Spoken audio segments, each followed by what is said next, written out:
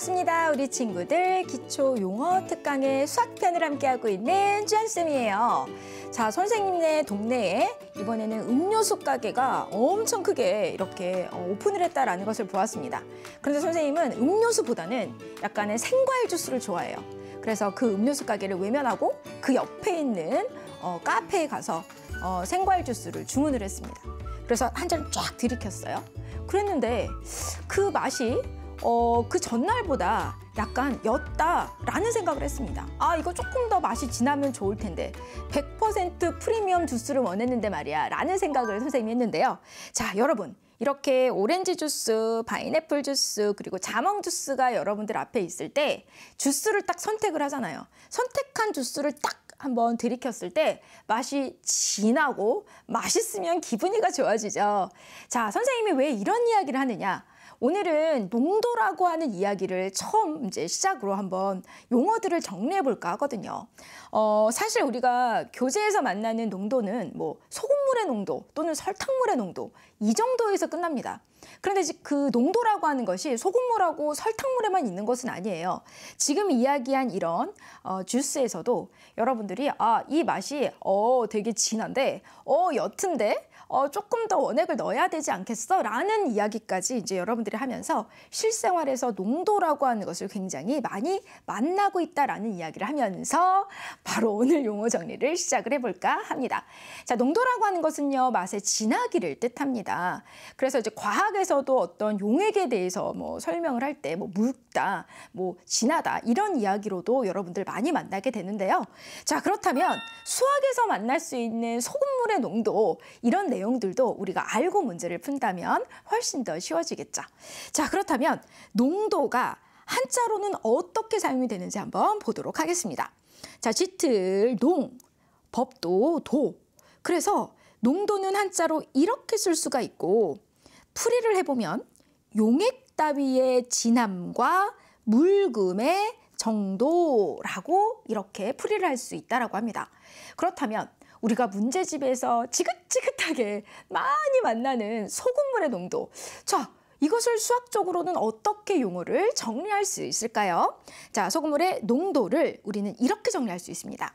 소금물 속에 얼마나 많은 소금이 녹아 있는지를 백분율로 나타낸 것이다 라고 정리를 할 수 있어요. 그렇기 때문에 소금물의 농도를 구하는 식을 보면 분모가 소금, 물의 무게분의 여기 소금의 무게 그리고 곱하기 100을 사용해서 이 농도를 구하죠. 그러니까 여기서 소금, 물의 무게라는 건 소금과 물을 더한 무게다 라고 말할 수 있어요. 소금과 물. 그러면 소금물의 무게가 기준량이 되는 거고 이때 비교하는 양이 소금이 되는 거죠. 그러니까 그 소금물 안에 소금이 많이 들어갔느냐 아니면 적게 들어갔느냐 이것을 우리가 제대로 확인만 하면 그 소금물이 짠지 아니면 조금 덜 짠지 이렇게 확인해 볼 수 있다라는 거예요. 따라서 소금물의 농도란 소금물 속에 얼마나 많은 소금이 녹아 있는지를 백분율로 나타낸 것이다 라는 거죠. 이거를 이해하면 공식을 따로 외우지 않아도 우리가 그래서 이러한 공식이 나온다라는 것을 이해를 했다면 공식을 외우지 않아도 탁 쓸 수 있다라는 거죠. 자, 이번에는요. 증감이라고 하는 이야기도 한번 해볼게요. 증감이라는 것은 한자로 나타내면요. 덜할 증, 덜감. 그래서 증감을 이렇게 한자로 쓴대요. 많아지는 일과 적어지는 일을 우리는 증감이라고 하는데 수학에서 증감은요. 수의 증감으로 많이 여러분들이 만나게 됩니다. 그래서 수학 용어로서 이런 수의 증감을 우리가 정리를 해보면 수가 증가를 하고 감소하는 일이다라고 말할 수 있습니다. 우리가 비빔냉면을 줄여서 비냉 이렇게 부르는 것처럼 수가 증가하고 감소하는 일, 기러기러. 그래서 줄여서 말하는 거예요. 증감 이렇게요. 자, 그러면 이번에는요. 합금이라고 하는 용어도 정리를 해볼까요? 사실 합금이라고 하는 용어도요. 수학 문제에서 자주 등장을 합니다. 그런데 이상하게 합금 그러면 굉장히 어려워 보여요. 그리고 이거 어떻게 풀지? 라는 생각을 하는데요. 사실 합금 문제도 우리가 소금물의 어떤 그 문제들을 푸는 것처럼 그렇게 풀어주면 돼요. 왜 그럴까요? 한번 이 용어를 정리해 보도록 하겠습니다. 자, 합금을 한자로 나타내면 합할합, 쇠금. 그래서 이렇게 쓸 수 있고요.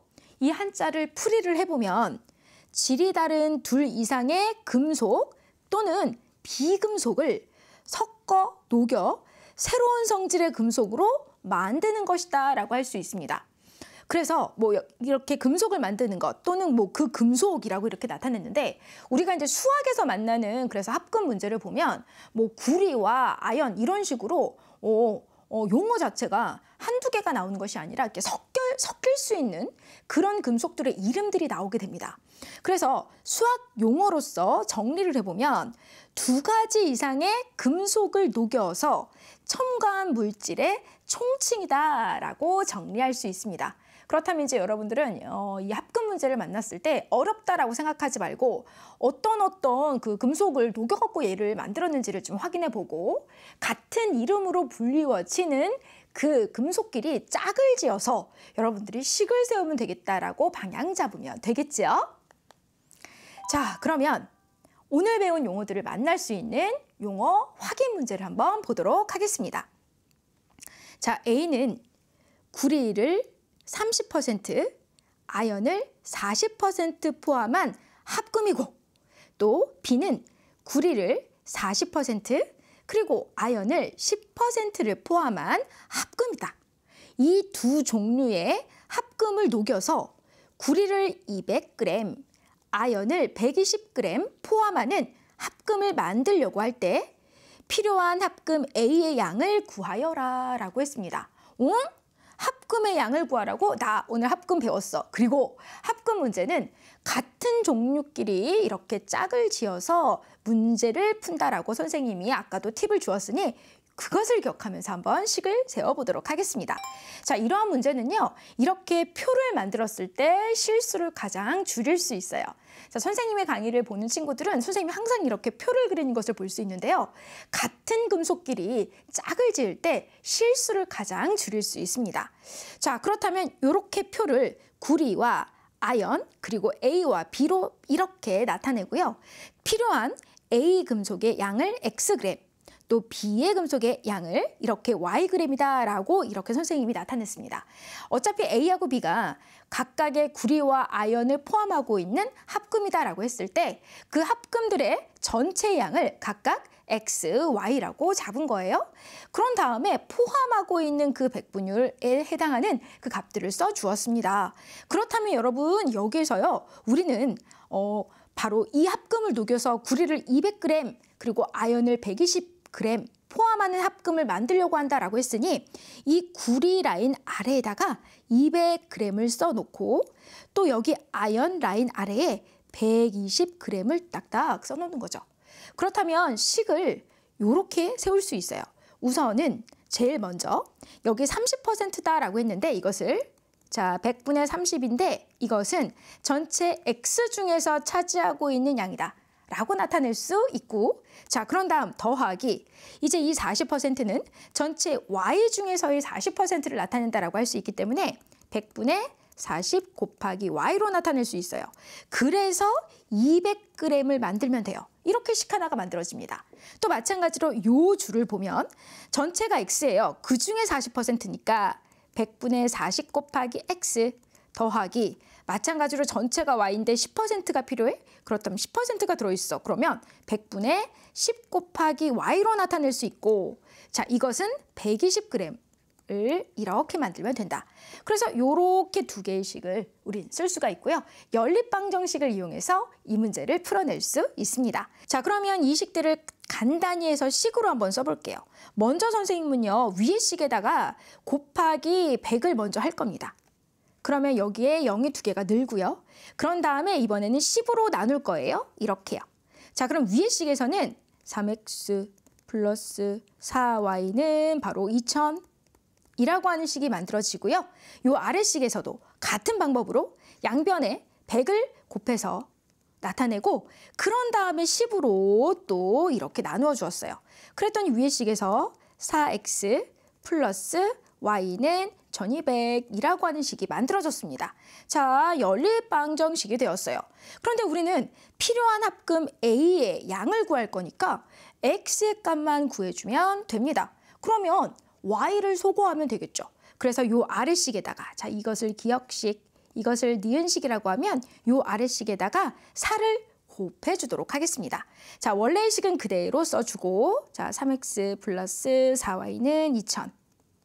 자, 요 아래의 식은 자 16x 플러스 4y는 바로 48에다가 0 2개 4800.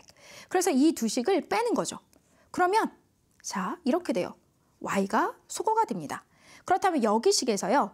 마이너스 13x는 자, 마이너스 얼마가 남냐면 2800 이런 식으로 정리가 된다라는 겁니다. 자, 그러면 이 x가요. 자, 13분의 2800이 되는데요. 여러분 이거 나눠 떨어지지 않습니다. 그래서 선생님이 우리 어차피 앞에서 순환소수 배웠잖아요. 그렇기 때문에 이것을 한번 나타내어 보면 x가 215.38461.5 이 부분이 이렇게 순환이 된다라는 것을 알 수 있는데 사실 수학 정답을 쓸 때는 이렇게까지 쓸 필요 없고요. 여기에서 끝내주면 된다라는 거예요. 자, 그래서 필요한 합금 A의 양은요. 13분의